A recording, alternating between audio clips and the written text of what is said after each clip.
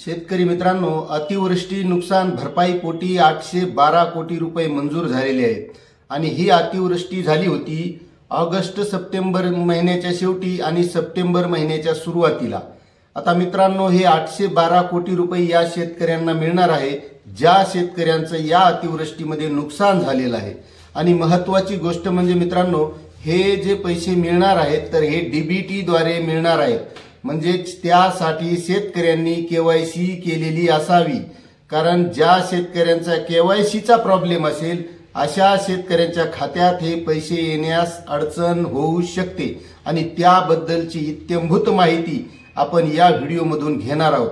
मित्रांनो, तत्पूर्वी तुम्ही जर आपल्या चॅनलवर नवीन असाल तर कृपया आपले चॅनल सबस्क्राइब करून घ्या, कारण आपण या चॅनलच्या माध्यमातून शेतकऱ्यांविषयी महत्त्वाची माहिती आणत असतो। त्यामध्ये पीक विमा असेल, सौर पंप योजना असेल, शेतकऱ्यांना अतिवृष्टी अनुदान असेल, दुष्काळी अनुदान असेल, अशी सर्व माहिती देण्याचा आपला प्रयत्न असतो। तर चला मित्रांनो, व्हिडिओला सुरुवात करूया।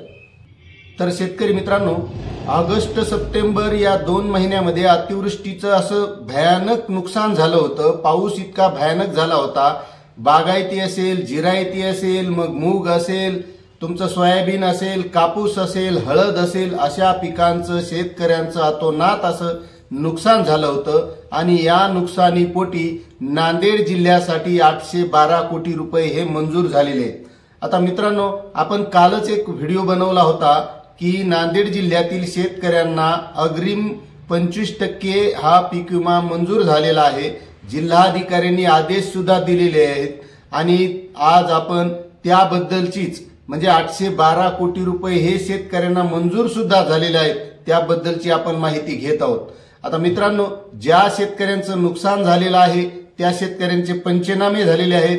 आता हे पंचनामे झाले होते ऑगस्ट आणि सप्टेंबर मध्ये नुकसान झालं त्याच वेळेस, मात्र त्यानंतर मित्रांनो हे नुकसानीचे पंचनामे झाले, त्यांचा अहवाल हा जिल्हाधिकाऱ्यांमार्फत आयुक्तांकडे गेला आणि आयुक्तांकडून तो शासनाकडे सादर करण्यात आला।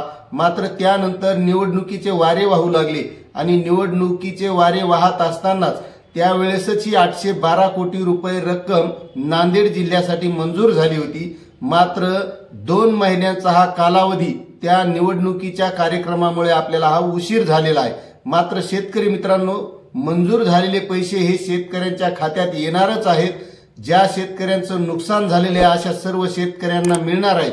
आणि महत्त्वाची गोष्ट म्हणजे मित्रांनो, नांदेड जिल्ह्यातील कोणकोणत्या तालुक्यातील किती शेतकऱ्यांचं नुकसान झालेलं आहे, त्यांच्यासाठी किती रक्कम मंजूर झालेली आहे ती सुद्धा आपण इत्थंभूत बघणार आहोत की कोणत्या तालुक्यासाठी किती झालेली आहे। आणि महत्त्वाची गोष्ट म्हणजे ही रक्कम आता डीबीटी द्वारे शेतकऱ्यांच्या खात्यात येणार आहे। मग त्यासाठी केवायसी केलेली असणं सुद्धा गरजेचं आहे। आता नेमकं केवायसी म्हणजे काय, तर शेतकरी मित्रांनो, आपल्या आधार कार्डवरील नाव, आपल्या बँक पासबुकवरील नाव किंवा आपल्या 712 जे डॉक्युमेंट असतील या डॉक्युमेंटवर आपलं पूर्ण नाव बरोबर आहे, कुठेही चुकीचं नाही असं असणं गरजेचं आहे। आणि त्यासाठी तुम्ही केवायसी केलेली असणं गरजेचं आहे। अशाच शेतकऱ्यांच्या खात्यात हे पैसे येणार आहेत। आता मित्रांनो, कोणत्या तालुक्यासाठी किती पैसे आलेले आहेत नेमकी ते आपण बघूया।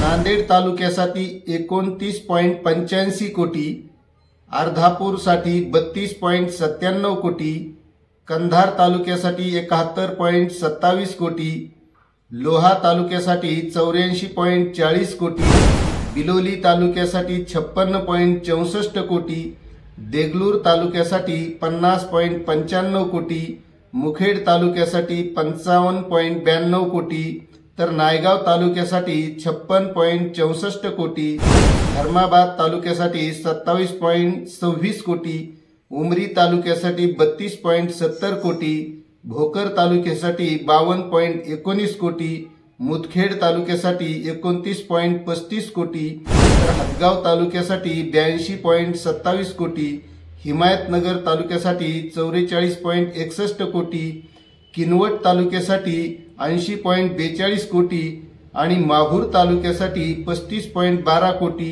एवढी रक्कम मंजूर झालेली आहे। तर शेतकरी मित्रांनो, आज ज्या शेतकऱ्यांचं नुकसान झालं होतं त्यांचे पंचनामे झाले होते अशा सर्व शेतकऱ्यांना ही मदत मिळणार आहे।